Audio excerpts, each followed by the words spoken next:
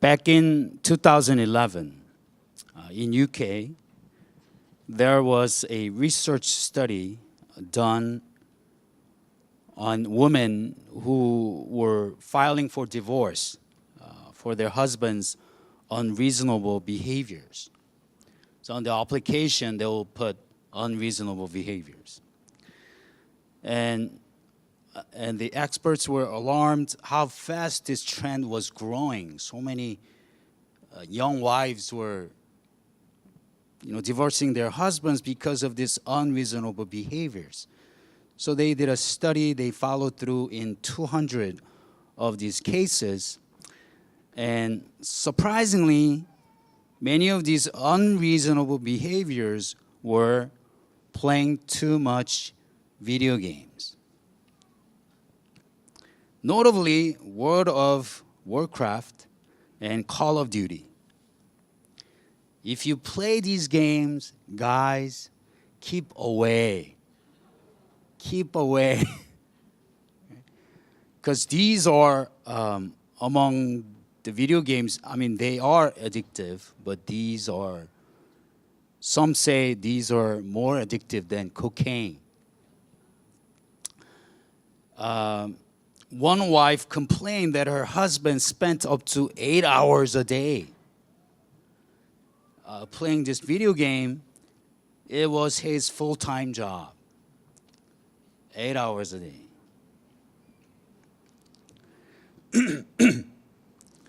And he didn't think that he had any problem with it. That he was not, 갑자기 커졌어요.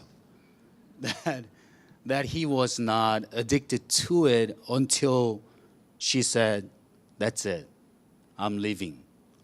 But that was too late. He couldn't change his behaviors.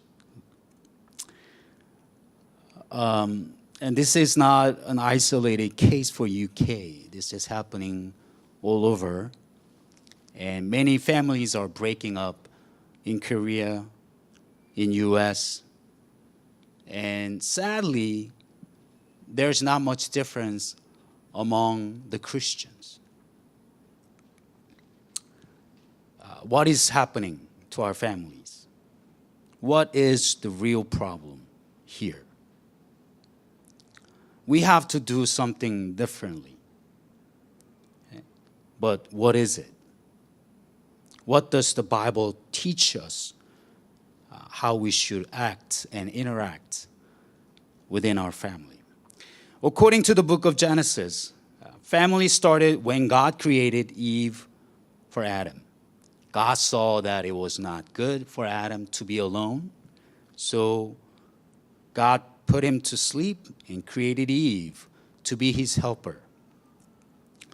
But it is not just the husbands who need their wives' help. We all need each other in our family. We need our kids. The kids need us. We need everyone in our family. And it seems the more, the better. As the most fundamental part of God's grand design for human beings, family is the basic building block of our society. And the well-being and stability of our world depend on how each individual is well connected within a family network. However, family is breaking down all over the world. All over the world. I told you a story of an old man who divorced his wife because he discovered an old letter she wrote to another man. So he confronted his wife. "What is this?" And she admitted to having an affair 60 years ago. 60 years ago. But the husband could not forgive his wife of 77 years and divorced her. At that time, he was 99 years old. And his wife was 96. Together they have 5 kids, 12 grandchildren, and 1 great-grandchild. And it was a Christmas time. He filed for divorce at a Christmas time. So even when you're 99, and even after you've been married for 77 years, I'm not even 50, but he was married for 77 years, but he still fell. They couldn't keep the family together. Family is very important, but building a happy family and keeping it together is an arduous task. It is very difficult. But thankfully, God has given us instructions how we can not only keep our family together, but enjoy a happy and wonderful family. But before we proceed, let me tell you up front that it is not some easy steps that I'm trying to share with you. The quick fix books, like self-help books that you can find on bookshelves nowadays. It's not one of those. God's instructions for the family is very, very difficult. And I would say it is extremely difficult. It is more difficult than doing well in your job, in your company, interacting with your coworkers and coping with your boss. Those are easy ones. The family matter is the tough one because it is personal. We cannot sit back like a counselor and be analytical. It is our problem. I contributed to the problems in our family. My hands and feet are in the mud. There is no pretending. There's no faking. You are who you are, and your family knows who you are. One of the discussion questions for today's cell meetings is, if you could change one thing in your family, what would it be? What would it be? If you could change one thing in your family. It seems that most of the families have this somebody, right? One problem child or one person who is causing all this trouble. What would you change if you could change one thing in your family? You know what my answer is? It is me.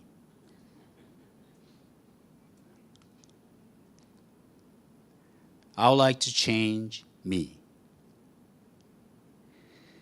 Only if I can be a better husband and a better father.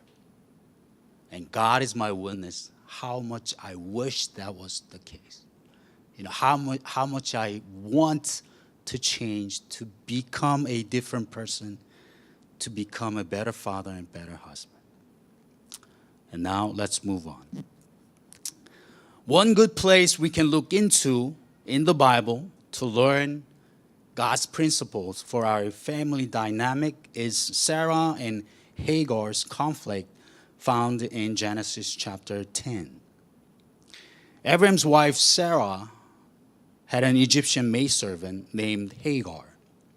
And I believe that Sarah acquired her as she was being prepped to be Pharaoh's wife.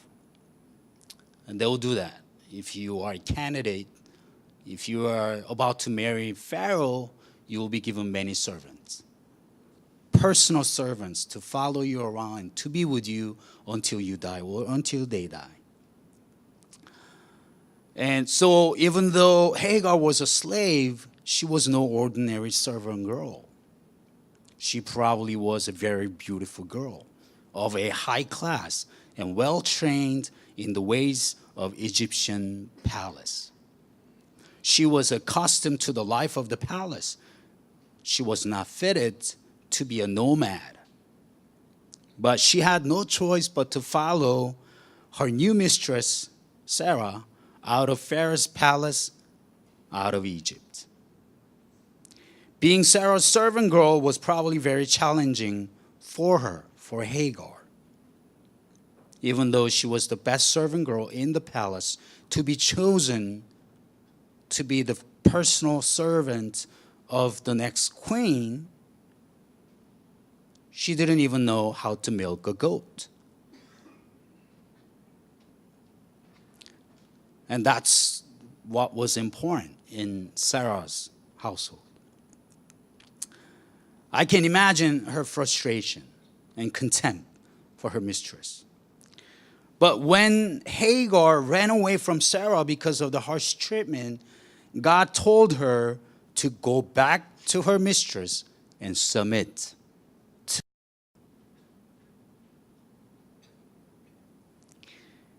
Even in modern family, there is a structure of authority.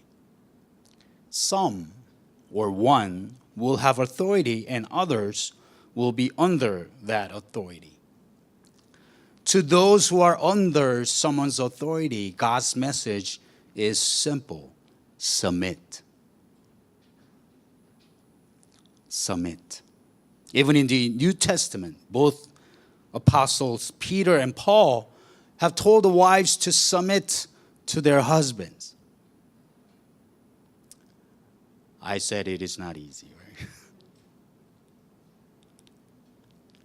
But before you jump into any conclusions, I want you to know that our God is not taking any sides. God is not on the side of those people who have power. God is not on the side of those people who are rich. The scripture says God shows no partiality. In this fallen world of sinners, there can be no true equality. Life will be unfair. We are sinners. We will do things. We will do wrong things. And for each of the wrongdoings, God doesn't show up and strike us with some kind of punishment. He waits for us.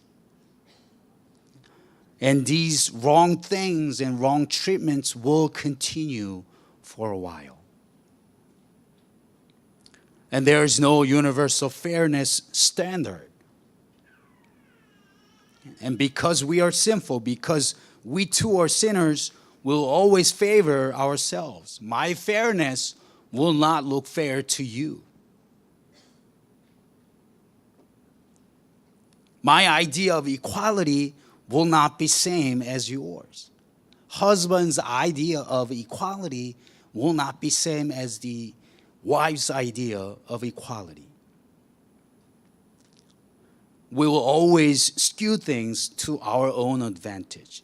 Our oldest son, even though he gets more and better things than his younger brothers, he's the most unhappy of the three.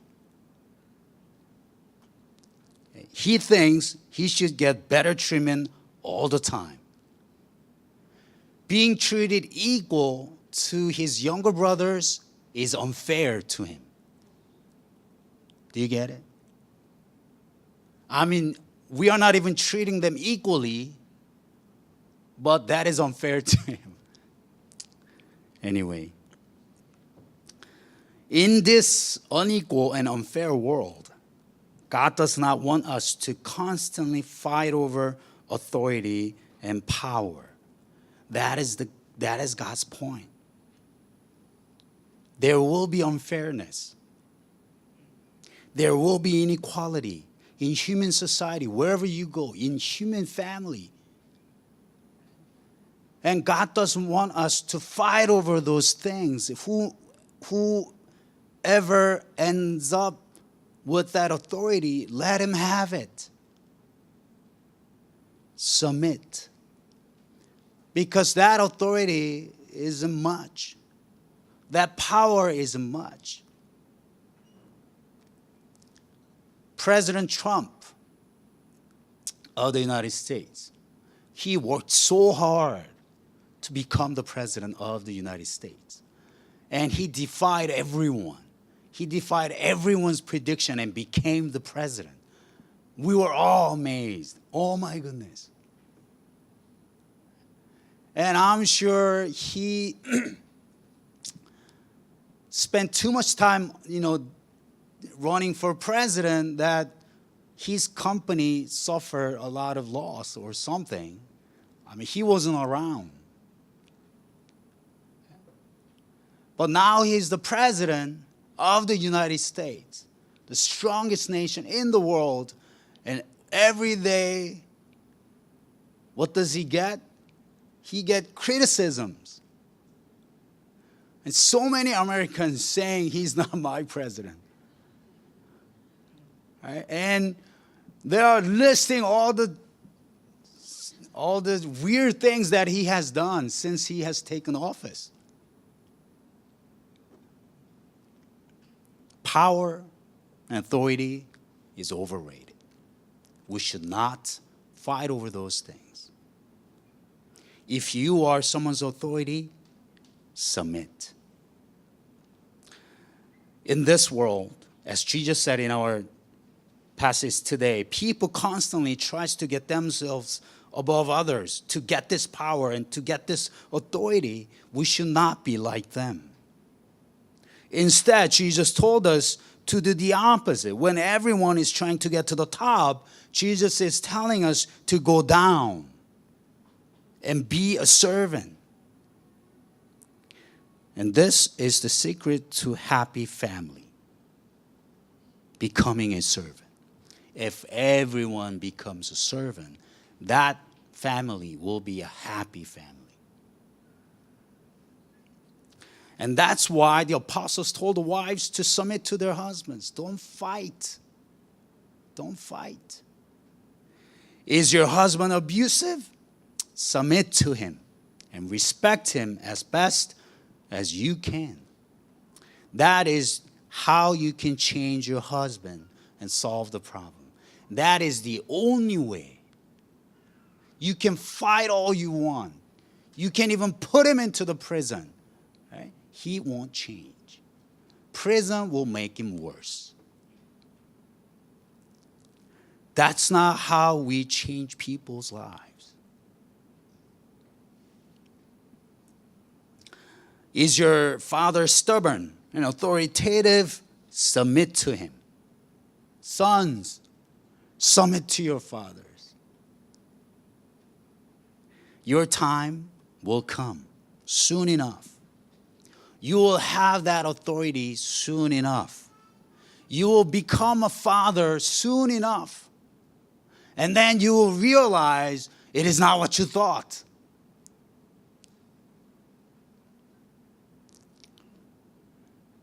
And your father will depend on you someday.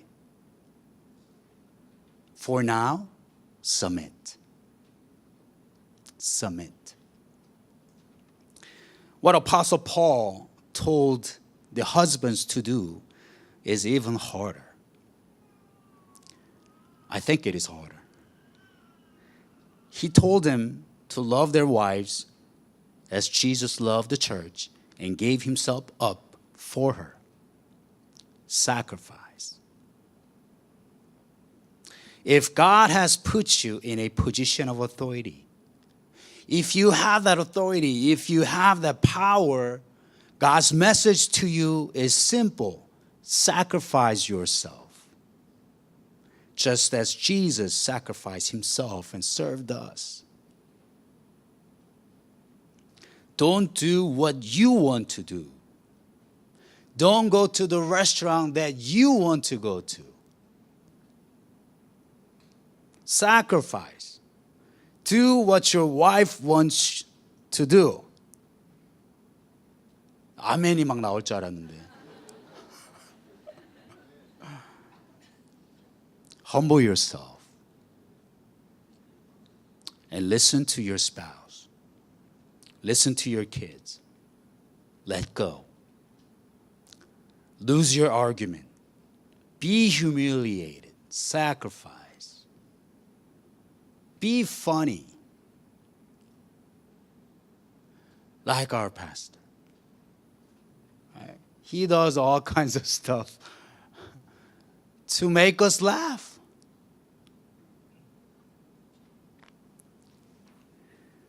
And stop playing video games. Don't live for yourself. Live to please your wife. Live to please your kids. Don't seek your own happiness. Sacrifice yourself to make your wife happy. 역시 아멘이 없네요.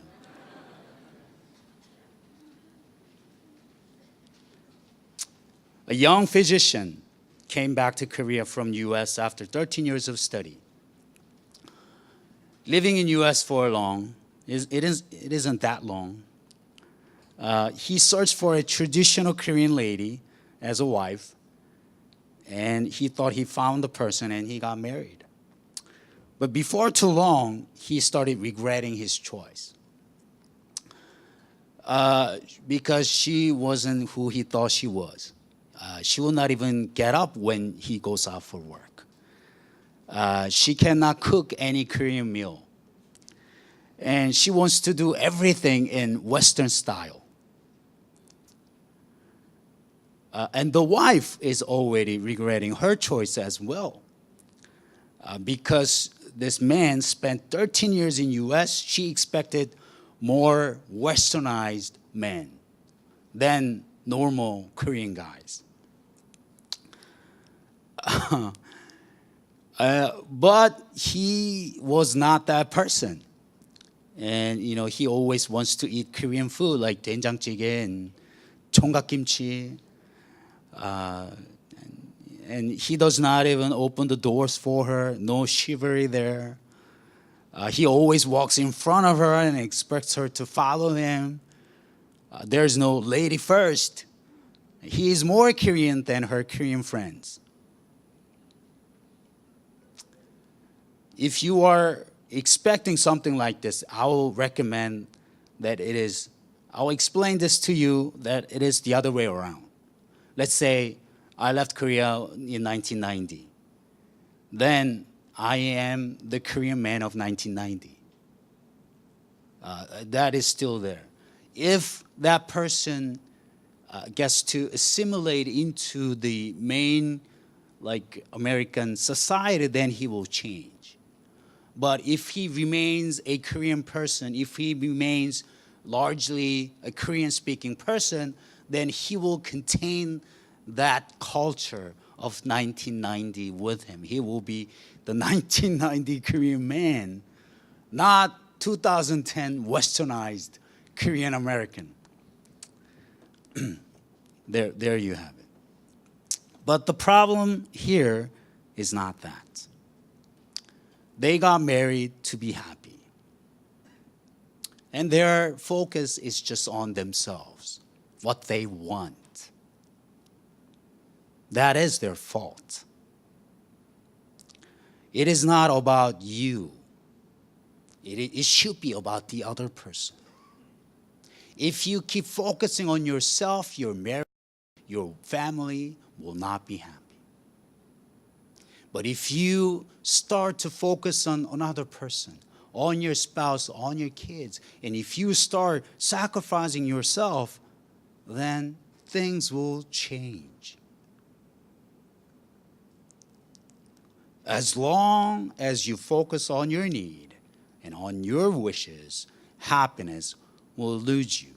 You cannot find it, you cannot catch it. It will get farther and farther away from you.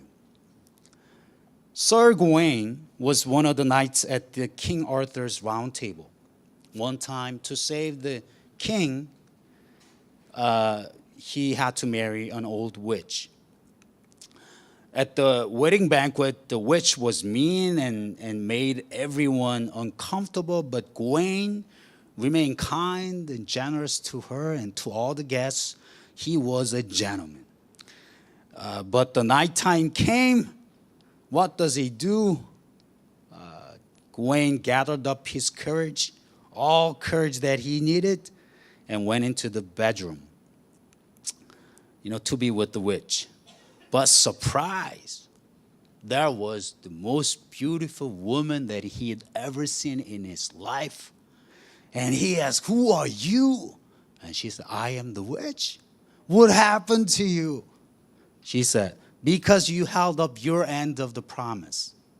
Because you went through this wedding and you you remain kind to me, I decided to be a beautiful wife for half of the day. You decide when. Should she be a beautiful wife during the day so that he can show off to other people, I have a beautiful wife? Or should she be a beautiful wife during the night so she could enjoy the intimate time with a beautiful person? What would you say? Guys, what is your answer? What would you choose? Very difficult question. I want you to make up your mind now. In your mind, guys, make up your mind what you would choose. He said, Sir Gawain said, he would let her choose for herself. And she said, because he respected her own opinion and let her choose, she will be beautiful all the time. So they lived happily ever after. Do not focus on yourself. Focus on the other person. It is a difficult decision to make if you focus on yourself. But if you think about the other person, it's not so difficult. I want you to choose. Do what you want to do. And with that, he got a beautiful wife. And like the commandments we reviewed in the Bible, if we love and respect our wives and sacrifice, you can even turn a witch into the most beautiful woman. That's the motto of the story. Let me conclude today's sermon. If I were to die today, our church will have no problem finding a replacement. I can guarantee that someone else will stand here next week and preach to you. And same for you. If you were to die today, your employer, or even if you are running a business and you have employees, they'll be devastated because they need to find another job, but soon enough, they'll find a replacement. They will find another employee, or your employees will find another job. And they will get over you. But for my family, if I were to die today, they will be devastated. They would have to cope for years to find some peace in their heart, and they'll remember this day for the rest of their lives. Your family is far more important than anything else that you do or anything else that you belong to. You need to invest more time and more effort into your family, but not to change them, but to change me. To submit and to sacrifice. To become a better father, a better wife, a better son, or a better daughter, a better mother or better husband. Let us humble ourselves, because we have such a good model in Christ Jesus. He's God, but he's humbled himself. He submitted himself under God, and he sacrificed himself for us. Let us be like our Jesus. Let us submit and let us sacrifice.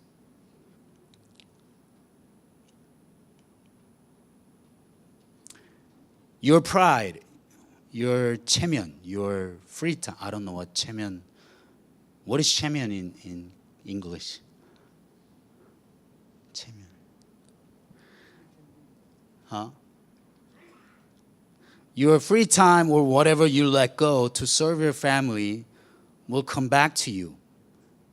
as a big bundle of happiness and love. Let us pray.